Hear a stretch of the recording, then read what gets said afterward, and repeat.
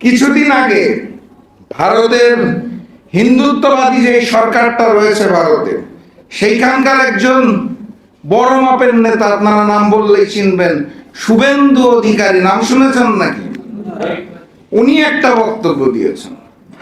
উনি ওনার বক্তব্যের মধ্যে বলেছেন হাসিনা ওয়াজেদ, উনি আবার শেখ বলতে পারে না, হাসিনা ওয়াজেদ। এটাও আমার কাছে খুব ভালো লেগেছে যে বিবাহের পর সাধারণত স্বামীর পরিচয় ব্যবহার করাই ভালো।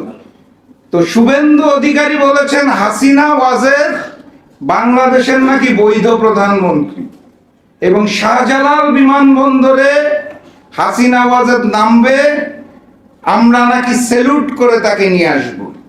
এই মন্তব্যটাকেও আমি খুব একটা খারাপ ভাবে নেই নাই, কারণ ফ্যাসিস্ট শেখ হাসিনা পতনের পর পালিয়ে গেছে তার নিজ দেশ ভারতে, অবস্থান করছে দিল্লিতে।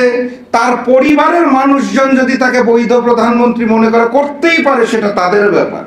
তারা যদি শাহজালাল বিমানবন্দরে পাঠাতে চায়, সেটাকেও আমরা স্বাগত জানাই।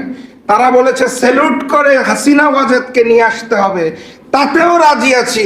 স্যালুট করে আমরা ওই দিন শাহজালাল বিমানবন্দর থেকে গণহত্যাকারী ফ্যাসিস্ট শেখ হাসিনাকে জেলখানায় প্রবেশ করাবো, ইনশাআল্লাহ, কোনো অসুবিধা নেই।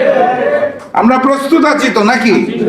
তাহলে ভারতের পররাষ্ট্র মন্ত্রণালয় এই হিন্দুত্ববাদী উগ্র সরকার বিজেপি যারা আছে, যারা ফ্যাসিস্ট শেখ হাসিনাকে বাংলাদেশে পাঠাতে চাচ্ছে, তাদেরকে আমরা স্বাগত জানাই এবং আমরা প্রস্তুতি গ্রহণ করি যে আগের বার তো পালিয়েছিল চোরের মতো, এবার বীরের বেশেই আসুক, আমরা ফ্যাসিস্ট শেখ হাসিনার বিচার দেখতে চাই।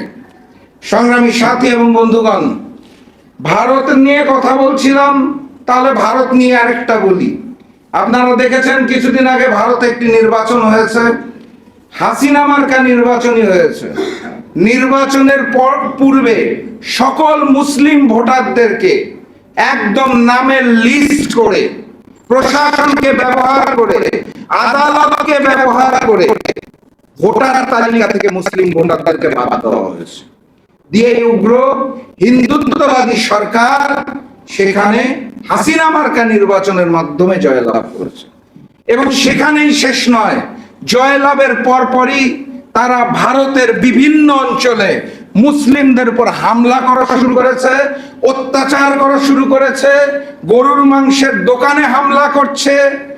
ওখানের একটা উদ্যান আছে, নাম ছিল সিরাজ উদ্যান, সেটার নাম বদল করে শিবাজি উদ্যান বানিয়ে দিয়েছে। এর উপর যেই ধরনের আক্রমণ এবং হামলা এই হিন্দুত্ববাদী উগ্র সরকার বিজেপি করছে, আমরা আজকের এই অনুষ্ঠান থেকে তার তীব্র নিন্দা এবং প্রতিবাদ জানাই এবং স্পষ্ট ভাষায় জানিয়ে দিতে চাই, ভারতে অবস্থানরত আমাদের সকল মুসলিম ভাইদের প্রতি আমাদের সংহতি রয়েছে, প্রয়োজনে তাদেরকে আমরা সাহায্য করতেও প্রস্তুত রয়েছে।